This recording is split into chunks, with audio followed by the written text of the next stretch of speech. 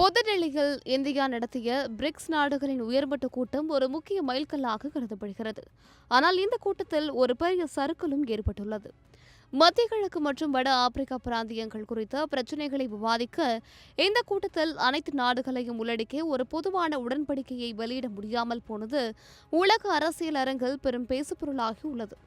இதற்கு முக்கிய காரணம் ஈரான் மற்றும் ஐக்கிய அரபு அமீரகம் ஆகிய நாடுகளுக்கிடையே நிலவும் தீவிரமான கருத்து வேறுபாடுதான்.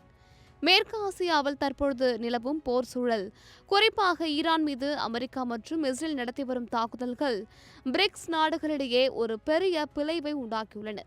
ஈரான் மற்றும் ஐக்கிய அரபு அமீரகம் ஆகிய இரண்டு நாடுகளுமே தங்களது மண்ணில் நடத்தப்பட்ட தாக்குதல்களை மற்ற நாடுகள் கண்டுபிடிக்கும்படி வலியுறுத்தின.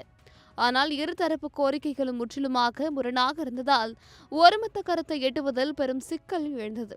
ஒரு பக்கம் ஈரான் தனது தரப்பு நியாயங்களை முன்வைக்க, மறுபக்கம் ஐக்கிய அரபு அமீரகம் தனது நிலைப்பாட்டை மாற்றிக்கொள்ள மறுத்ததால் இந்தியாவால் கூட சமரசம் செய்ய முடியவில்லை.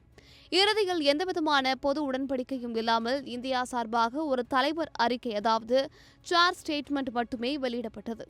இதில் மத்திய கிழக்கு அமைதி, மனிதாபிமான உதவிகள் மற்றும் பாலஸ்தீன பிரச்சினை குறித்து இந்தியா தனது நிலைப்பாட்டை தெளிவாக பதிவு செய்தது.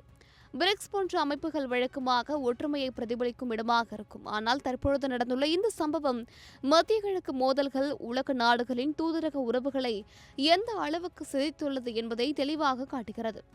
இத்தகைய விரிசல்கள் வரும் காலங்களில் பிரிக்ஸ் அமைப்பின் செயல்பாடுகளில் என்ன மாதிரியான தாக்கத்தை ஏற்படுத்தும் என்பதை நாம் பொறுத்திருந்துதான் பார்க்க வேண்டும்.